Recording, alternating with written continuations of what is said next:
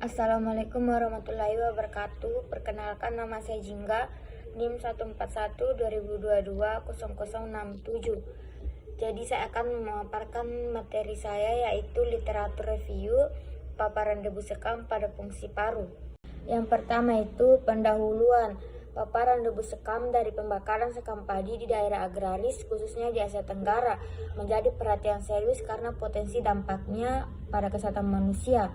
Studi sebelumnya menunjukkan hubungan antara paparan debu sekam dengan masalah pernapasan, namun perlu pemahaman lebih mendalam tentang dampak spesifiknya pada fungsi paru-paru manusia. Selanjutnya, tujuan utama dari penelitian ini adalah untuk menyajikan sebuah tinjauan literatur yang mendalam tentang dampak paparan debu sekam pada fungsi paru-paru. Secara khusus, tujuan penelitian ini adalah 1. Menganalisis hasil penelitian terbaru yang mengungkapkan hubungan antara paparan debu sekam dan gangguan fungsi paru-paru manusia. Yang kedua, menyajikan informasi tentang jenis-jenis zat berbahaya dalam debu sekam yang berpotensi merusak jaringan paru. Yang ketiga, mengevaluasi metode penelitian yang digunakan dalam studi terkait untuk memahami dampak paparan debu sekam pada fungsi paru-paru. Yang keempat, menyimpulkan temuan-temuan utama dari literatur yang relevan dan mengidentifikasi kesenjangan pengetahuan yang perlu diisi melalui penelitian lebih lanjut. Yang kelima, memberikan pemahaman yang lebih baik kepada pembaca tentang risiko kesehatan yang terkait dengan praktek pembakaran sekam padi serta implikasi kebijakan yang mungkin diambil untuk mengurangi dampak negatifnya. Selanjutnya yaitu metode. Penelitian ini merupakan sebuah tinjauan literatur yang dilakukan dengan cara berikut. Yang pertama itu pencarian literatur. Dilakukan pencarian literatur menggunakan basis data elektronik seperti PubMed atau Google Scholar. Yang kedua itu seleksi literatur. Seleksi literatur dilakukan berdasarkan kriteria inklusi dan eksklusi yang telah ditentukan sebelumnya. Yang ketiga itu analisis dan sintesis. Setelah literatur terpilih, dilakukan analisis mendalam terhadap hasil-hasil penelitian yang disajikan dalam studi tersebut. Yang keempat itu penulisan tinjauan literatur. Informasi yang diperoleh dari analisis literatur kemudian disusun menjadi sebuah tinjauan literatur yang struktur dan koheren.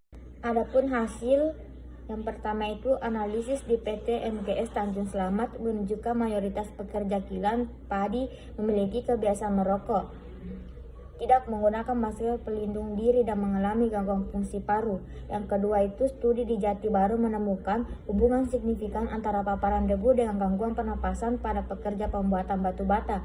Yang ketiga itu risiko paparan debu. Di tempat pembuatan batu bata di Desa Koloran dianggap tidak aman dengan konsentrasi debu melebihi nilai ambang batas. Yang keempat itu penelitian di Kabupaten Bandung menunjukkan 92,86% perajin batu bata mengalami gangguan kapasitas fungsi paru-paru dengan paparan debu sebagai variabel paling berpengaruh. Yang kelima itu hubungan antara penggunaan alat pelindung diri dengan kejadian ispak pada pekerja kilang padi telah terkonfirmasi. Yang keenam itu ventilasi yang tidak sesuai standar berhubungan dengan keluhan gangguan saluran pernapasan pada pekerja penggilingan padi di Kecamatan Kaliwungun. Pembahasan paparan debu sekam pada industri seperti pembuatan batu bata, penggilingan padi dan kilang padi dapat meningkatkan risiko gangguan fungsi paru pada pekerja. Penelitian menunjukkan bahwa mayoritas pekerja terpapar debu lebih dari 8 jam dan mengalami gangguan pernapasan. Konsentrasi debu PM2,5 di lokasi industri melebihi ambang batas, meningkatkan risiko kesehatan masyarakat sekitar. Penggunaan alat pelindung diri dapat mengurangi risiko infeksi saluran pernapasan akut pada pekerja.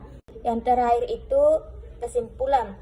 Paparan debu sekam pada lingkungan kerja industri seperti pembuatan batu bata, penggilingan padi dan kilang padi memiliki dampak yang signifikan terhadap kesehatan paru-paru pekerja dan masyarakat sekitarnya.